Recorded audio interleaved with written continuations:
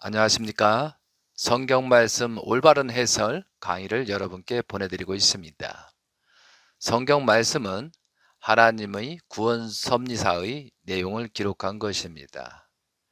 성경 말씀에는 하나님의 깊은 심정과 사랑이 담겨 있습니다. 그리고 우리들이 가야 될 방향을 제시하고 있습니다. 성경 말씀을 접하면서 단순하게 애우거나 문자 그대로 지시적인 측면으로 접하는 것은 바람직하지 못한 자세입니다. 성경 말씀은 많은 부분이 상징과 비유로서 표기되어 있습니다. 성경 말씀은 크게 역사성과 교훈성과 예언성으로 되어 있고 그 내용도 속에 깊은 내용이 숨겨져 있습니다. 모든 사람이 알기 쉽게 표기되었다면 사탄들도 그것을 이용하기 때문에 어쩔 수 없이 상징과 비유로서 표기되어 있는 것입니다. 그러므로 성경 말씀을 접하면서 하나님께서 왜 이런 말씀을 기록하였을까? 또 무슨 뜻을 담고자 이런 말씀을 기록하였을까? 하나님은 왜 이 말씀들을 전달하시는 것일까? 하나님은 어떠한 심정과 사랑으로 이 말씀을 기록한 것일까? 이러한 마음의 자세가 필요합니다. 심정적인 관점을 갖는 자세가 필요합니다. 그러한 마음으로 성경 말씀을 접근할 때에는 비로소 하나님께서 말씀의 진실을 깨닫게 해 주십니다. 저는 이 말씀들을 강의하면서 더욱 하나님의 깊은 심정과 사랑을 느끼게 됩니다. 우리들이 하나님의 심정을 알면 얼마나 알겠습니까? 저는 강의하면서 제가 강의하는 모든 내용이 옳다고 주장하는 것이 아닙니다. 저는 성경 말씀을 깊이 파고들면서 조금이나마 하나님의 심정을 또한 사랑을 부분적으로 알고 깨달은 것을 여러분께 말씀드리는 것입니다. 이 말씀들을 통하여서 저보다도 하나님의 심정을 많이 느끼시고 감동을 받으시고 저보다도 성경 말씀을 연구하셔서 많은 감동과 하나님의 사랑을 받으셨으면 좋겠습니다. 그리고 하나님의 아들, 딸로서 거듭나시길 부탁드리는 것입니다. 성경 말씀을 통하여 선악을 분별하고 온전한 하나님의 아들, 딸이 되고자 노력하시길 바라는 마음으로 강의 말씀을 전달하는 것입니다. 본문을 들어가도록 하겠습니다. 이 시간에는 지난 강좌에 있어서 홍수 심판에 관련된 내용을 말씀드리고자 합니다. 성경 말씀 15강좌에서는 창세기 6장 하나님께서 홍수 심판을 하실 수밖에 없는 이유가 무엇인가? 인간들이 어떠한 범죄를 저질렀기에 홍수 심판을 받게 되었는가에 대해서 자세히 설명을 드렸습니다. 이 시간에는 성경 말씀 16강좌 창세기 7장 8장의 본문 내용을 중심 삼고 노아 홍수 심판의 과정이란 제목을 가지고 여러분께 말씀드리겠습니다. 여러분 창세기 7장을 펴주시기 바랍니다. 이 내용은 본문 내용을 읽으면서 바로바로 해설을 드리도록 하겠습니다. 창세기 7장 1절입니다. 창세기 7장 1절 여호와께서 노아에게 이르시되 너와 내 온 집은 방주로 들어가라. 이 세대에서 내가 내 앞에 의로움을 내가 보았음이라. 너는 모든 정결한 짐승을 암수 7시 부정한 것은 암수 둘씩을 4개로 데려오며 공중의 새도 암수 7씩을 데려와 그 씨를 온 지면에 유전하게 하라. 4절입니다. 지금부터 7일이면 내가 40주야를 땅에 비를 내려 내가 지은 모든 생물을 지면에서 쓸어버리리다.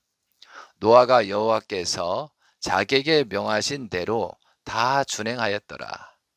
6절 홍수가 땅에 있을 때 노아가 600세라. 여기서 하나님께서 노아가 600세 때에 홍수 심판을 하신 이유는 무엇일까?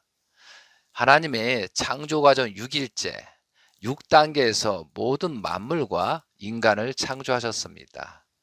그러므로 재창조 과정에서 육수라는 조건은 탄감복귀하여야 하기 때문에 60수 또한 길수 10수 길수로 600수에서 재창조 재출발을 하시게 된 것입니다. 하나님은 수리적인 분이시기 때문에 어떠한 수리적인 원칙을 가지고 구원 섭리를 펼치시는 것입니다. 홍수 심판의 관련 선고로 마태복음 24장 37에서 39절을 보면 노아 때와 같이 인자의 임함도 그러하리라.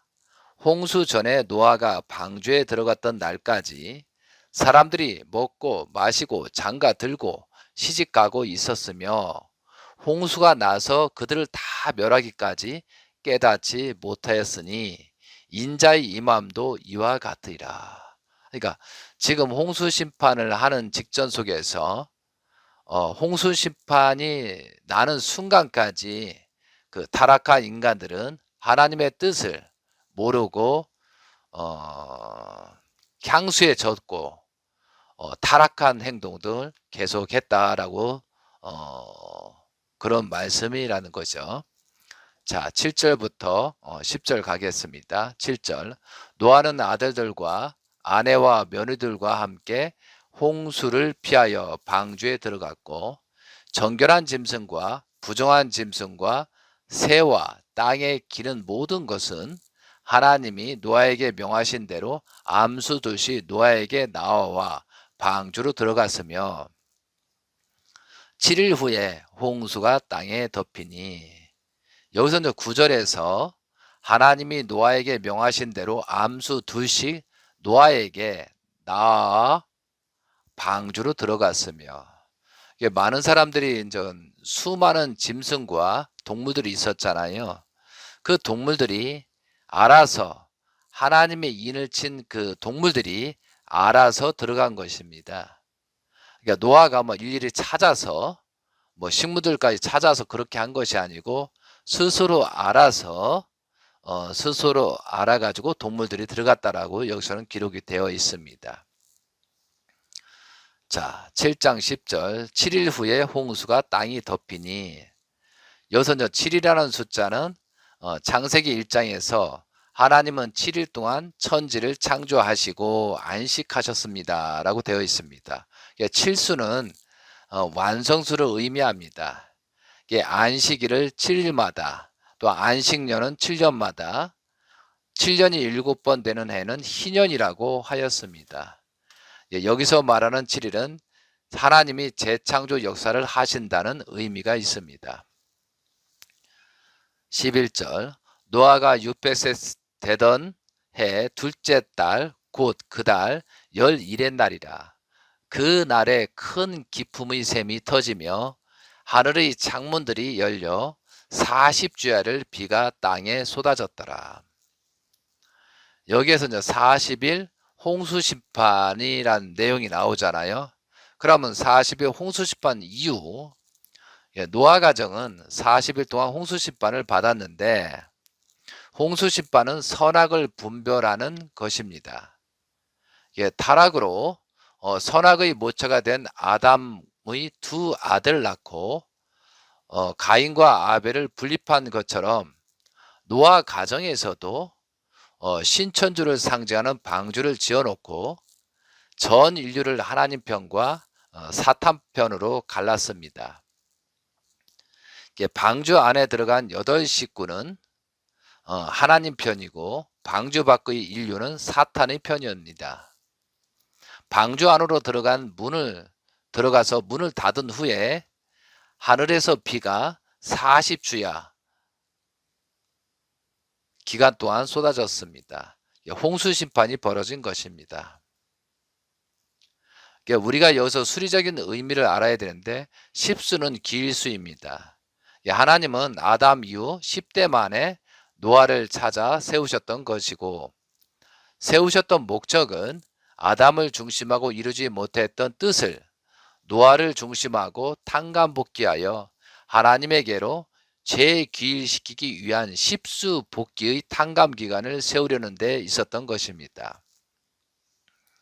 하나님은 노아 방주를 중심하고 사이기대를 완성하는 섭리를 다시 하시기 위하여 사탄의 침범을 당한 이 40수를 복귀하는 탕감 기간으로 40일 심판 기간을 세워 가지고 믿음의 기대를 복귀하려 하셨던 것입니다.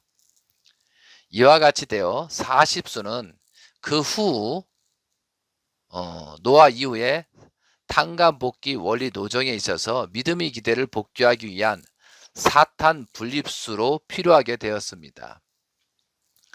그 예를 들면 노아 때 홍수 심판 40일, 노아에서 아브라함까지 400년 기간, 또한 이스라엘 민족들이 애굽에서 400년 기간, 또한 모세가 40일 금식 2번이나 하고 시내산에서 하나님께 석판을 받을 때 또 40일 조건을 세웠고, 또한 가나안으로 들어가기 전에 40일 동안 가나안을 정탐했는데 실패하자 이스라엘 민족의 광야에서 40년 동안 고난 생활을 하였습니다. 또한 그리고 그 이후에도 사울왕, 다윗왕, 솔로몬왕은 각각 40년씩 120년 동안 통일 왕국 시대가 있었습니다. 또한 엘리야는 40일간 금식을 했고, 예수님이 십자가에 돌아가신 뒤 부활하셔서 40일 동안 마가의 다락방에서 흩어진 제자들을 모아놓고 재교육을 했습니다. 이처럼 하나님은 새로운 섭리를 출발하기 위하여 사탄을 분립하기 위해 반드시 40수의 수리적인 그런 기간을 세워서 섭리하시게 된 것입니다.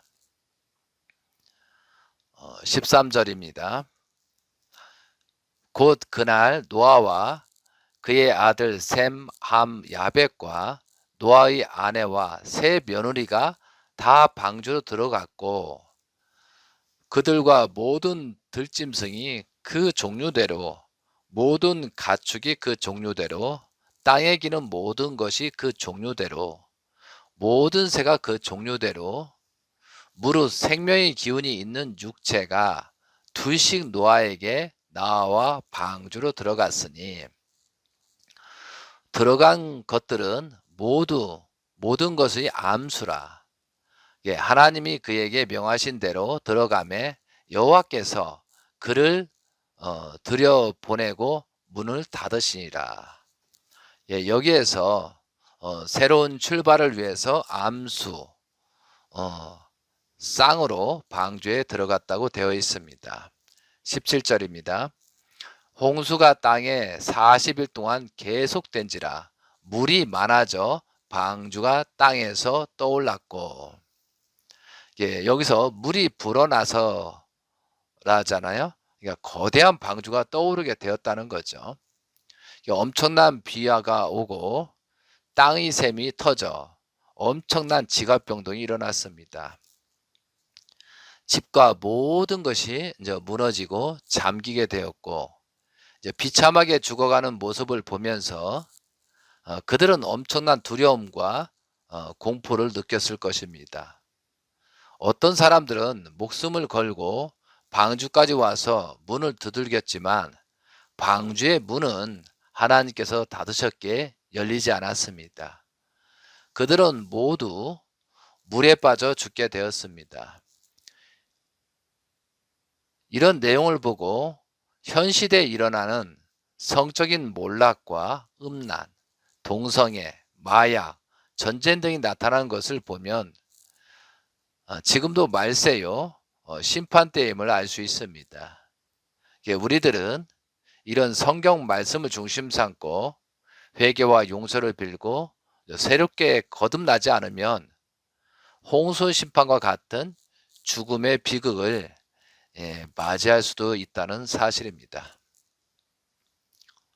18절입니다. 물이 더 많아져 땅에 넘침에 방주가 물 위에 떠다녔으며 물이 땅에 더욱 넘침에 천하의 높은 산이 다 잠겼더니 물이 불어서 15규빗이나 오르니 산들이 잠긴지라.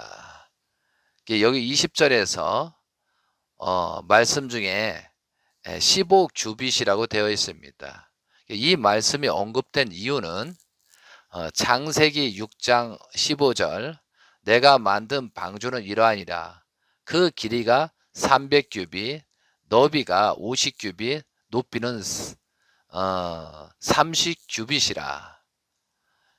그래서 여기서 우리가 규빗이라는 거 먼저 번에 설명을 드렸죠. 사람의 중지에서 팔꿈치까지 길이로 45에서 50cm인데 저는 1규빗을 48cm로 계산할 때 300규빗, 50규빗, 30규빗이 길이는 144m, 너비는 24m, 높이는 14.4m로 볼 수가 있습니다. 그럼 여기서 15규빗은 7.2m 높이입니다. 이게 방주 높이의 2분의 1입니다. 그래서 산 중에 가장 높은 산보다 물이 7.2m 차서 방주가 지나가도 걸리지 않는다는 말씀입니다. 자, 21절에서 23절입니다. 땅 위에 움직이는 생물이 다 죽었으니 곧 새와 가축과 들짐승과 땅에 기는 모든 것과 모든 사람이라. 육지에 있어 그 코에 생명의 기운의 숨이 있는 것은 다 죽었더라. 지면의 모든 생물을 쓸어버리시니 곧 사람과 가축과 기는 것과 공중의 새까지라. 이들은 땅에서 쓸어버림을 당하였으되 오직 노아와 그에 함께 방주에 있던 자들만 남았더라. 이 내용 관련 성구로서 히브리서 11장 7절에 믿음으로 노아는 아직 보이지 않는 일에 경고하심을 받아 경외함으로 방주를 준비하여 그 집을 구원하셨으니 이로 말미암아 세상을 정죄하고 믿음을 따르는 의의 상속자가 되었느니라. 베드로전서 3장 20절에는 그들은 전에 노아의 날 방주를 준비할 동안 하나님이 오래 참고 기다리실 때 복종하지 아니하던 자들이라. 방주에서 물로 말미암아 구원을 얻은 자가 몇 명뿐이니 겨우 8명이라. 그러니까 120년 동안 방주 공사 기간 동안 회개와 용서를 빌기를 하나님께서는 기다렸다라는 말씀입니다. 다음 24절입니다. 물이 150일을 땅에 넘쳤더라. 물이 150일 동안 줄어들지 않고 가득하였습니다. 모든 생물들은 살 수 없었다는 것을 강조하고 있는 것 같습니다. 50일 이후에 물이 줄어들기 시작하였습니다. 그토록 엄청난 홍수 심판은 지구 전체의 사건이라고 본문에서 기록하고 있습니다. 창세기 7장 21절 23절 내용을 보면 하나님은 홍수 심판으로 모든 생물들은 다 죽었다고 기록하고 있습니다. 그런데 무지한 사람들 중에 노아의 홍수가 지구의 한 지역에서 일어난 국부적인 사건이라고 주장하는 무리들이 있습니다. 이렇게 주장하는 대부분의 사람들은 자기식으로 성경을 해석하는 사람이거나 무신론과 진화론을 주장하는 자들입니다. 어떤 신앙 단체에서는 자기들이 주장하는 논리를 맞추기 위하여 홍수 심판이 국부적으로 일어난 사건이라고 주장하는 무리들도 있습니다. 우리는 하나님의 말씀 자체를 왜곡하는 신앙 단체가 있다면 굉장히 주의를 해야 되겠습니다. 다음은 창세기 8장에 들어가도록 하겠습니다. 창세기 8장은 홍수가 이제 멈추는 내용이 나옵니다. 자, 1절부터 4절까지 말씀드리겠습니다. 하나님이 노아와 그와 함께 방주에 있는 모든 들짐승들과 가축을 기억하사 하나님이 바람을 땅 위에 불게 하심에 물이 줄어들었고 기품의 샘과 하늘의 창문이 닫히고 하늘에서 비가 그침에 물이 땅에서 물러가고 점점 물러가서 150일 후에 줄어들고 4절 일곱째 달 곧 그 달 11의 날에 방주가 아라란산에 머물었으며 라고 되어 있습니다. 홍수 심판은 물에 떠 있는 기간이 창세기 7장 11절 노아가 600세 되던 해 2월 17일 홍수 심판이 시작돼서 7월 17일 아라산에 머물렀다. 홍수 심판 후 5개월 150일째를 설명하면서 150일째 되는 해에 아라산에 머물렀다라고 기록하고 있습니다. 5절입니다. 물이 점점 줄어들어 열째 달 곧 그 달 초하룻 날에 산들의 봉우리가 보였더라. 40일을 지나서 노아가 그 방주에 낸 창문을 열고 까마귀를 내보내며 까마귀가 물이 땅에 마르기까지 날에 왕래하였다. 다시 하겠습니다. 7절 까마귀를 내보내매 까마귀가 물이 땅에서 마르기까지 날아 왕래하였더라. 홍수 시작 후 263일째 이제 11월 10일이 됩니다. 까마귀를 방주에 내보냈습니다. 이 말씀의 해설에 있어서 어떤 기독교 서적에서는 까마귀가 돌아오지 않는 이유가 무엇일까라고 하면서 홍수 이후 물에서 즐비한 시체들을 먹으면서 돌아오지 않았다라고 설명하는 저자도 있습니다. 하나님의 지시에 따라서 노아가 방주문을 열고 수많은 새들 중에서 맨 처음에 까마귀를 보낸 근본 이유는 무엇일까라고 깊이 생각하지 않고 해설하는 내용입니다. 성경 말씀에는 많은 부분이 상징과 비유로 기록되어 있습니다. 까마귀라는 단어는 검은 마귀라는 의미가 있습니다. 여기서 말하는 까마귀는 타락한 천사 즉 마귀 즉 영물을 말하는 것입니다. 참고로 하나님의 홍수 심판은 육적인 심판입니다. 영적인 심판은 아니라는 것입니다. 영적인 것은 물로 심판하지 못하는 것입니다. 참고로 창세기 3장에서 하와를 유혹한 것이 뱀이라고 하였습니다. 뱀은 영적인 존재, 천사장을 의미하지 이 지상에 기어다니는 뱀을 얘기하는 것이 아닙니다. 여기도 까마귀는 어떠한 상징과 비유로서 말한 것입니다. 주야로 40일 홍수 심판이 있는 뒤 이제 비가 먹고 방주가 150일 동안 떠다니다가 아라산에 멈췄습니다. 이제 그때부터 40일이 지난 다음에 노아는 까마귀를 세상에 내보냈습니다. 이게 밖으로 나간 까마귀는 물이 마를 때까지 날아서 방주 주위를 왕래하였다라고 되어 있습니다. 이 까마귀가 방주를 돌면서 왕래하였다는 이유를 우리는 알아야 되겠습니다.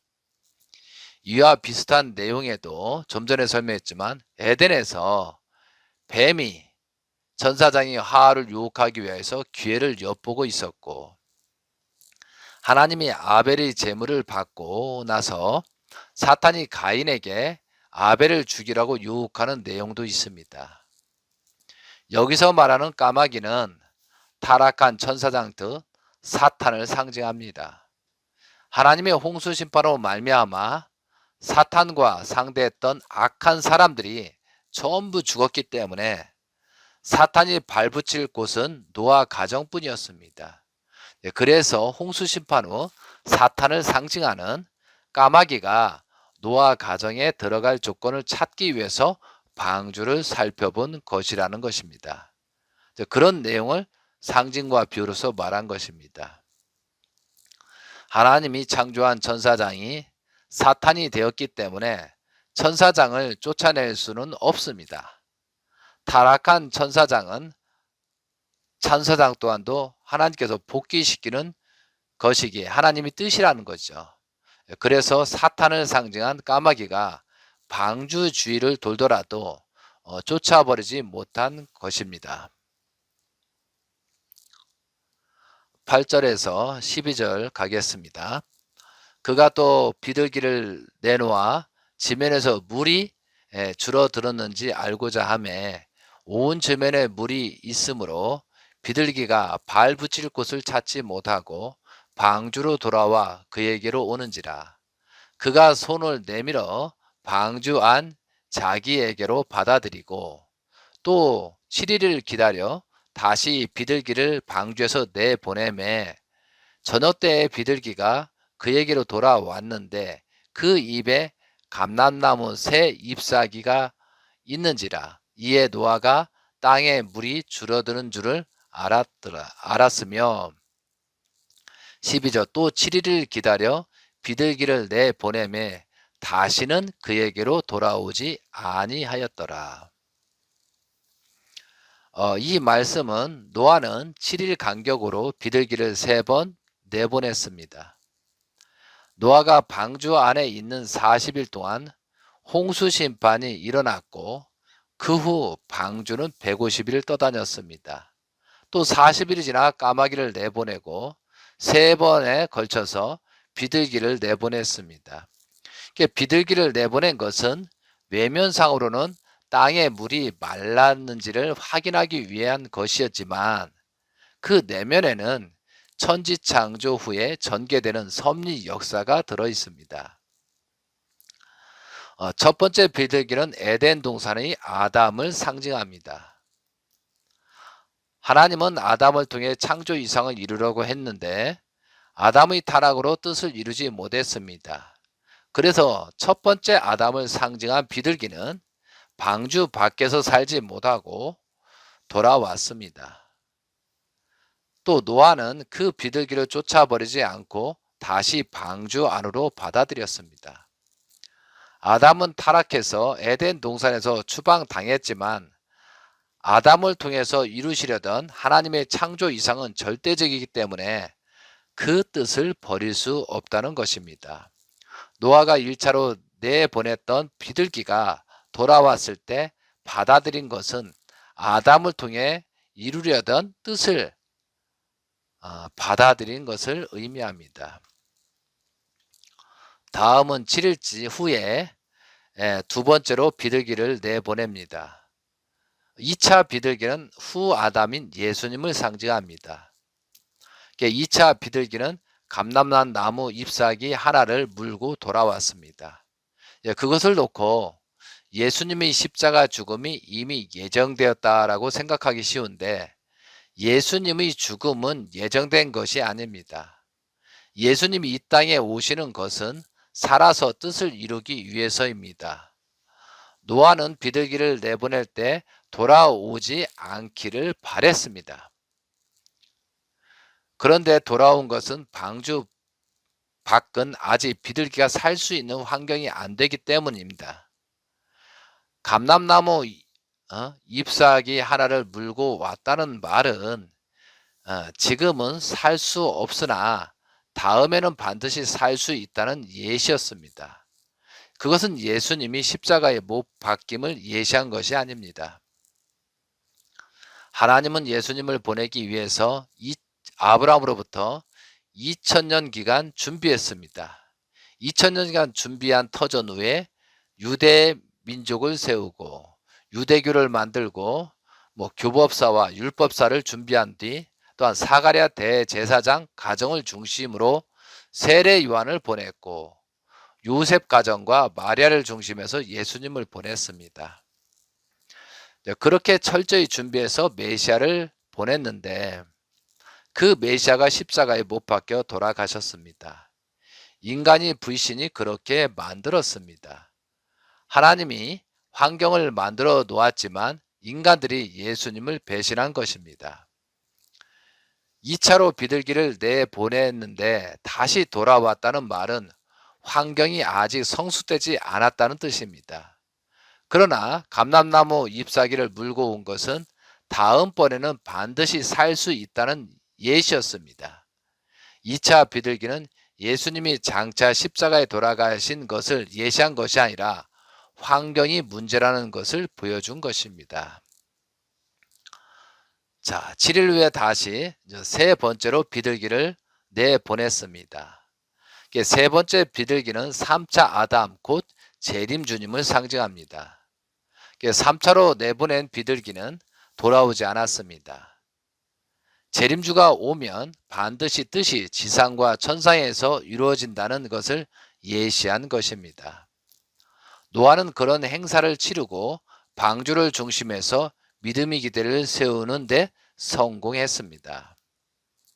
여기서 기록되어 7일이라고 하는 기간은 천지를 창조하실 때 7일이라는 기간이 있었던 것과 같이 그것을 다시 찾아 세우는데도 섭리적인 어떠한 기간이 지난 후에 아니면 아니 된다는 것을 보여주신 것입니다. 그러니까 섭리를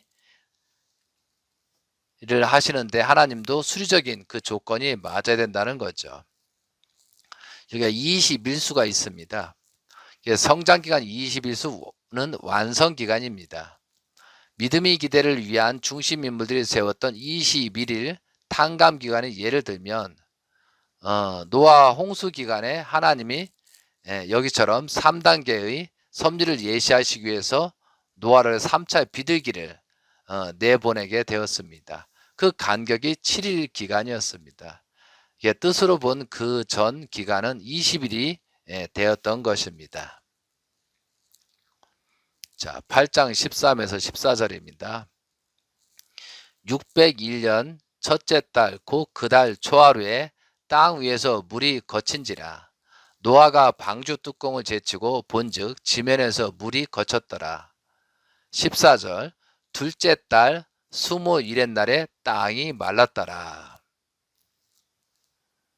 자, 그리고 15절 하나님이 노아에게 말씀하여 이르시되 너는 내 아내와 내 아들들과 내 며느리들과 함께 방주에서 나오고 너와 함께한 모든 혈육 있는 생물 곧 새와 가축과 땅에 기는 모든 것을 다 이끌어내라.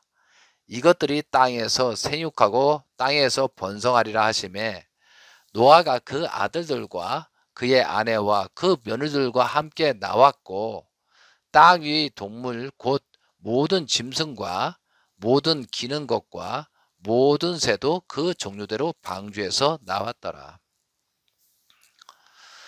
여기에서 노아 가정이 방주 안에서 머무른 기간은 얼마일까? 창세기 7장 11절 노아가 600세 되던 해 둘째 달 곧 그 달 11의 날이라. 홍수 심판은 노아가 600세 될 때 1월 17일이 시작되었고 방주에서 나온 날은 노아 601세 되던 해 2월 27일이었습니다. 그러니까 이 시대에는 음력을 사용하였으므로 1년을 364일입니다. 여기서 11을 더하면 365일이 됩니다. 방주에서 머무는 기간은 365일이라는 거죠.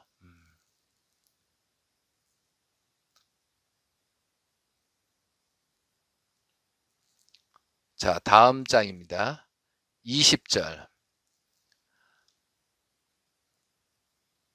노아가 여호와께 제단을 쌓고 모든 정결한 짐승과 모든 정결한 새 중에 제물을 취하여 번제를 제단에 드렸더니, 이 말씀은 정결한 것들은 범죄함으로써 부정한 것까지 정결함을 받은 조건을 세우게 된 것입니다. 이에 관련해서 창세기 7장이죠. 너는 모든 정결한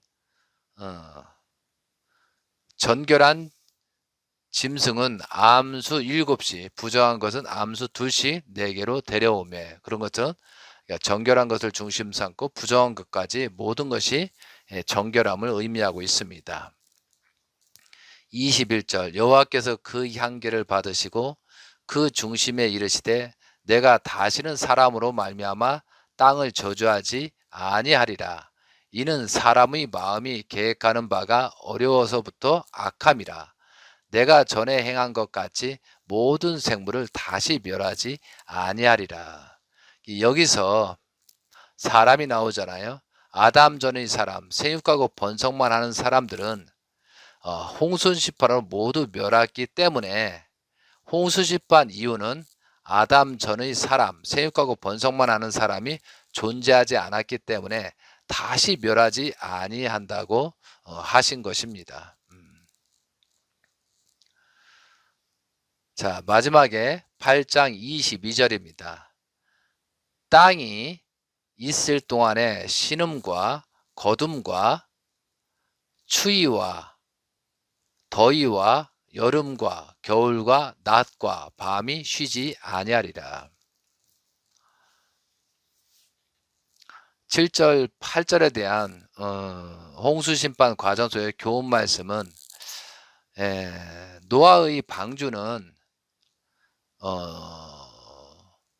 노도, 돛도, 엔진도 없고 앞과 뒤가 없는 배였습니다. 그래서 하나님이 방주의 길이와 이제 폭과 높이만 지정한 것을 보면 방주는 상자 모양의 배였을 것입니다. 하나님이 바라시고 원하시는 방향으로 움직이는 배였지, 사람의 의지나 힘으로 움직이는 배가 아니었습니다. 방주는 오늘날 교회를 상징한다고 볼 수 있습니다. 교회는 다른 세상의 바람에 불려가는 존재가 아니라 하나님 말씀의 바람에 의해서만 움직이는 존재입니다. 오늘날 교회가 힘이 없어지고 방향을 잃어버린 이유는 교회가 세상의 바람에 의해 움직이고 있기 때문입니다. 하나님에 의해서만 움직이도록 설계된 교회가 세상의 바람에 의해 움직이게 되자 온갖 문제가 생기게 된 것입니다.